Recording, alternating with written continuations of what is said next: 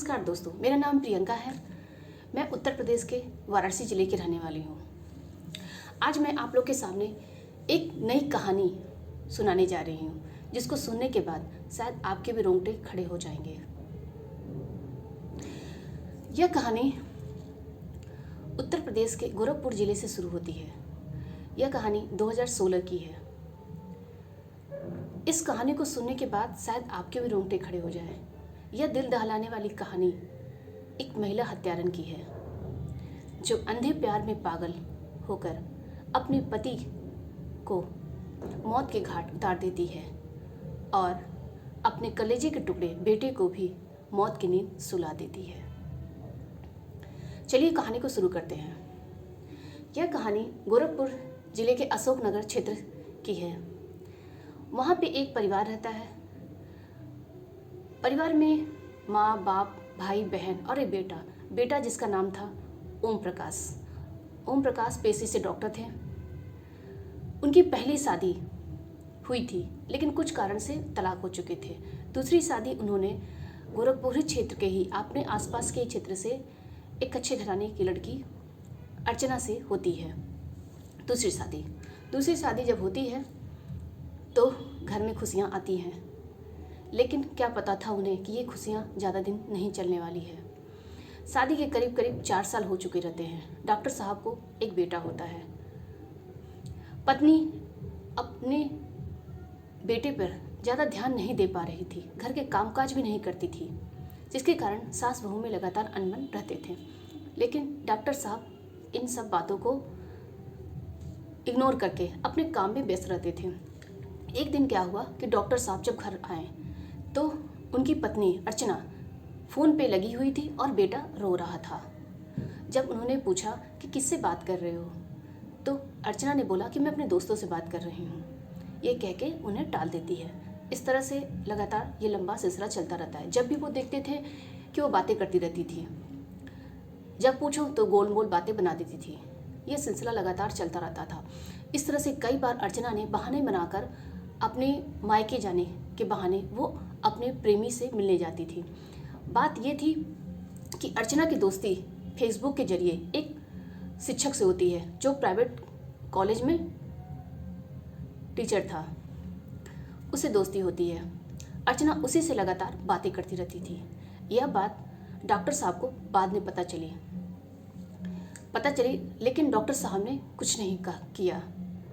सोचा कि बच्चे का ध्यान रख लेंगे, समझा लेंगे, लेकिन ऐसा नहीं हुआ। डॉक्टर साहब ने लगातार उनसे बात करने की कोशिश की, समझाने की कोशिश की, लेकिन जब वो नहीं मानी तो उन्होंने बच्चे को अपनी माँ के हवाले करते हुए कहा कि माँ तुम इसका ख्याल रखो। माँ जब ख्याल रखने लगी पूरी तरह से बच्चे का, तो अर्चना को और भी छूट मिल गई, आज़ादी मिल चुकी थी। अर्चना अब और भी ज़्यादा बातें करती रहती थी। अर्चना जब उस प्रेमी लड़के से बात करती थी तो सिम को लगाती थी और बात करने के बाद सिम निकाल लेती थी।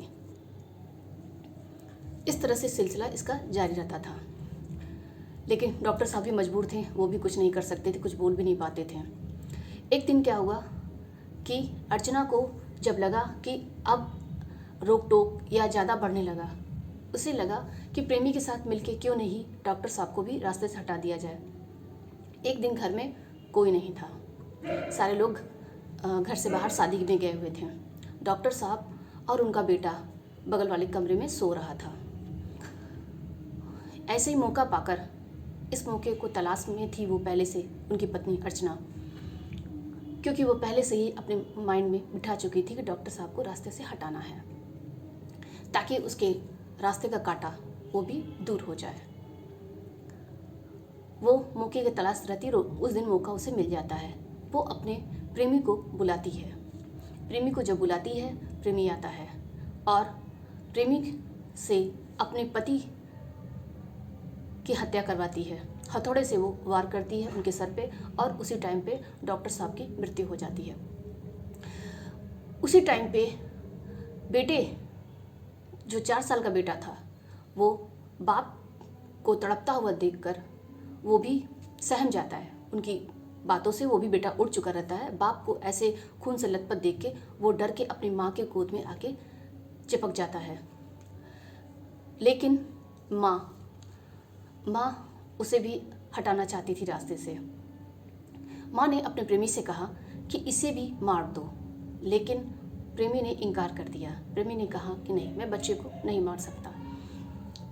फिर क्या करती है वो हत्यारन, अपने कलेजे के टुकड़ों को खुद अपने हाथों से उसका गला दबा देती है, जिसके कारण बच्चे की भी दम घुटने से मौत हो जाती है। बाप बेटे की मृत्यु हो चुकी रहती है। कमरे में छोड़ के बगल वाले कमरे में अपने प्रेमी के साथ संबंध बनाती है। संबंध बनाने के बाद अपने प्रेमी को वहाँ से भगा देती है और दरवाजे को बंद कर देती है। जब घर पे लोग आते हैं, सास ससुर, और जब लोग घर में आते हैं तो घर का ये हाल देखकर अपने सास ससुर को बताती है कि घर में डकैती हुई है और डकैती चोरी की वजह से जो है इस तरह के वारदात हुए हैं। बीच बचाव करने के चक्कर में डॉक्टर साहब और बेटे की जान चली गई है। मैं पास वाले कमरे में थी, इसलिए मैं बच गई। ये कहानी अपने सास ससुर और भी लोगों को बताती है, लेकिन सास को ये कहानी समझ में नहीं आती है, क्योंकि सास को इसके बारे में थोड़ा तो पहले से शक था ही। लेकिन ये इस तरह से सिलसिला चलता रहता है। लेकिन सास जो माँ होती हैं, डॉक्टर साहब की माँ जो है जाके पुलिस में, थाने में एफआईआर कराती हैं। एफआईआर कराने के बाद जब पुलिस आती है और अपने तरीके से पूछताछ करती है, छानबीन करने पर 24 घंटे के अंदर ही पुलिस जो है उनकी पत्नी से कबूल करा लेती है। उनकी पत्नी सच्चाई सारी बता देती है। इस तरह से अर्चना, डॉक्टर साहब की पत्नी, और उसका प्रेमी दोनों गिरफ्तार हो जाते हैं। गिरफ्तार होने के बाद उन्हें जेल भेज दिया जाता है। जेल में जाने के बाद भी उन्हें अपनी गलती का एहसास नहीं होता है। वो भी लगातार दोनों एक दूसरे से मिलने के लिए कोर्ट में अपील करते हैं, लेकिन कोर्ट उनकी अपील को खारिज कर देता है।